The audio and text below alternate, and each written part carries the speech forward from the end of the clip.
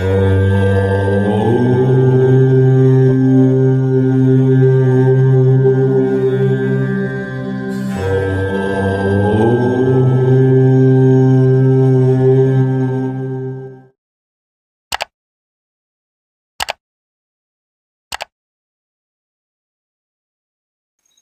श्री गुरुवे नमः।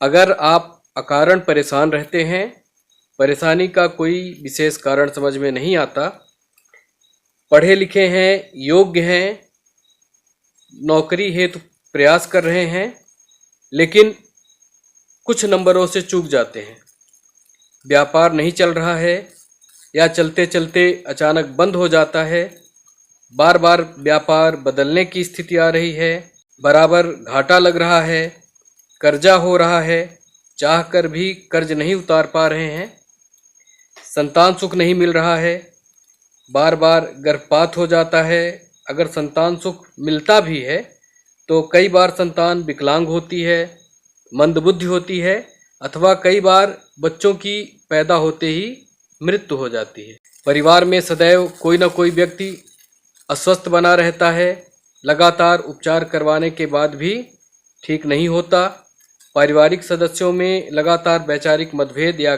कलह रहती है, परिवार में शांति का सर्वथा अभाव रहता है, विशेषकर तब ये चीज़ें और बढ़ जाएं जब घर में कोई उत्सव, त्यौहार या मांगलिक कार्य होने वाला हो, परिवार में विवाह योग्य लड़के लड़कियों का विवाह ना हो पा रहा हो, यदि किसी प्रकार विवाह हो गया हो तो अलगाव या तलाक की स्थिति का उत्पन्न होना, किसी सदस्य का बार बार दुर्घटनाग्रस्त होना या किसी सदस्य की अकाल मृत्यु होना, परिवार में किसी सदस्य का प्रेतबाधा से पीड़ित होना, पारिवारिक सदस्यों को अकस्मात भय लगना, ये प्रतीत होना कि कोई है या कोई पीछे चल रहा है, परिवार में किसी सदस्य का अवसाद से ग्रसित होना, मानसिक रोगी होना, नशे की लत में पड़ना, घर में अक्सर तनाव और क्लेश का वातावरण होना, आर्थिक विपन्नता होना, किसी भी प्रकार से प्रगति का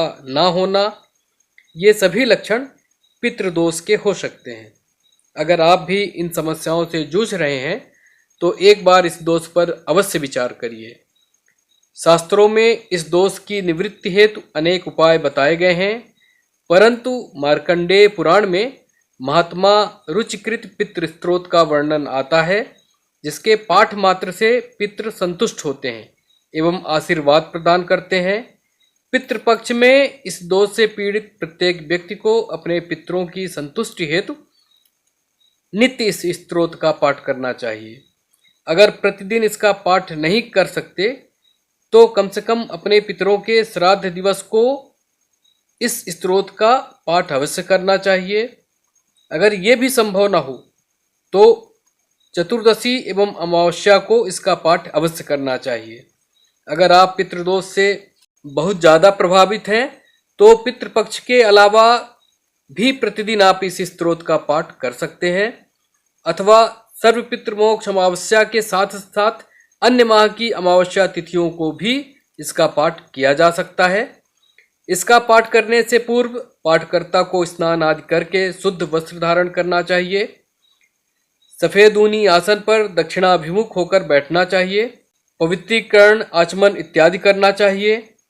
अपने सामने किसी पात्र में चावल, पुष्प व काले तिल मिलाकर एक ढेरी रखना चाहिए तथा उन्हें पितृ स्वरूप मानकर कुश इत्यादि से जल छिड़ककर उनका पूजन करना चाहिए। चंदन, अक्षत, पुष्प, सुगंधित द्रव्य अर्पित करना चाहिए, धूप दिखानी चाहिए, दक्षिणाभिमुख तेल का दीपक जलाना चाहिए। तिल का तेल हो तो अच्छा है। जनेऊ चढ़ाना चाहिए, सफ़ेद मिष्ठान का भोग निवेदित करना चाहिए। ये संपूर्ण पूजन करते समय ओम सर्व पितृ देवताभ्यो नमः इस मंत्र का जाप करते रहना चाहिए। इसके पश्चात पितृ गायत्री मंत्र ओम पितृगणाय विद्महे जगत धारिणे धीमहि तन्नो पितरः प्रचोदयात् इस मंत्र से काले तिल मिश्रित जल से 3 अंजलि जल पितरों को अर्पित करना चाहिए। तर्पण के पश्चात प्रथम पितृ नारायणाय नमः एवं ओम नमो भगवते वासुदेवाय, इन मंत्रों का 21-21 बार जप कर लेना चाहिए। इसके पश्चात स्तोत्र का एक पाठ करना चाहिए।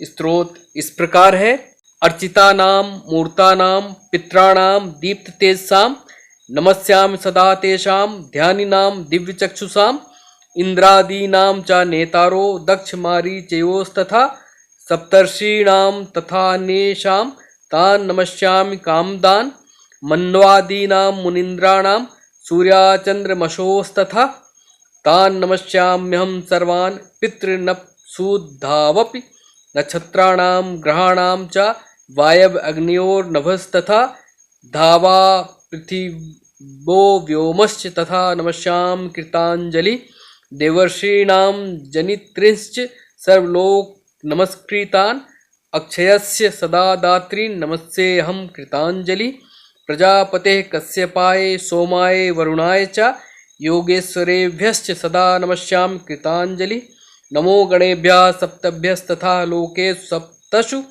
स्वयंभुवे नमस्यामि ब्रह्मणे योगचक्षुषे सोमाधारान् पितृगणान् योगमूर्तिधरांस्तथा नमस्यामि तथा सोमं पितरं जगतामहम् अग्निरूपामस्तथैवान्यान् नमस्यामि पितॄन् अहम् अग्निशोममयं विश्वं यत् एतदशेस्तः ये तु तेजसि ये चैते सोम सूर्याग्निमूर्तयः जगत्स्वरूपिणश्चैव तथा ब्रह्मस्वरूपिणः तेभ्यो अखिलेभ्यो योगिभ्यः पितृभ्यो यत् मानसा नमो नमो नमस्ते मे प्रसीदन्तु स्वधा भुजः।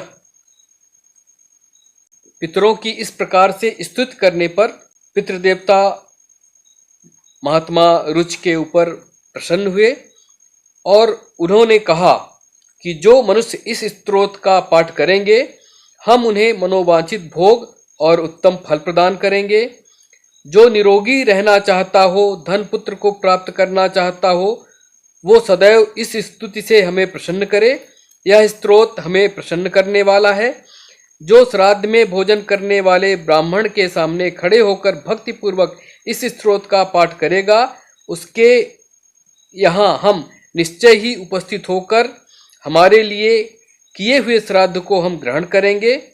जहाँ पर श्राद्ध में इस स्तोत्र का पाठ किया जाता है वहाँ हम लोगों को 12 वर्षों तक बने रहने वाली तृप्ति करने में समर्थ होता है। यह स्तोत्र हेमंत ऋतु में श्राद्ध के अवसर पर सुनाने से हमें 12 वर्षों तक तृप्ति प्रदान करता है। इसी प्रकार शिशिर ऋतु में हमें 24 वर्षों तक तृप्ति प्रदान करता है। बसंत ऋतु में हमें 16 वर्षों तक तृप्ति प्रदान करता है। ग्रीष्म ऋतु में भी 16 वर्षों तक तृप्ति प्रदान करता है। वर्षा ऋतु में किया हुआ यह स्तोत्र का पाठ हमें अक्षय तृप्ति प्रदान करता है। शरत काल में किया हुआ इसका पाठ हमें 15 वर्षों तक तृप्ति प्रदान करता है। जिस घर में यह स्तोत्र लिख कर रखा जाता है वहाँ हम श्राद्ध के समय में उपस्थित हो जाते हैं। श्राद्ध में ब्राह्मणों को भोजन करवाते समय इस स्तोत्र को अवश्य पढ़ना चाहिए। यह हमें पुष्टि प्रदान करता है। इस प्रकार पितरों ने महात्मा रुच को आशीर्वाद दिया और अपने लोक को चले गए। स्तोत्र पाठ के बाद पूजन सामग्री को बहते जल में प्रवाहित कर देना चाहिए एवं चढ़ाए गए प्रसाद को किसी गाय को खिला देना चाहिए। इस स्तोत्र के पाठ से निश्चय ही पितृदेवता प्रसन्न होते हैं एवं वांछित आशीर्वाद प्रदान करते हैं। धन्यवाद।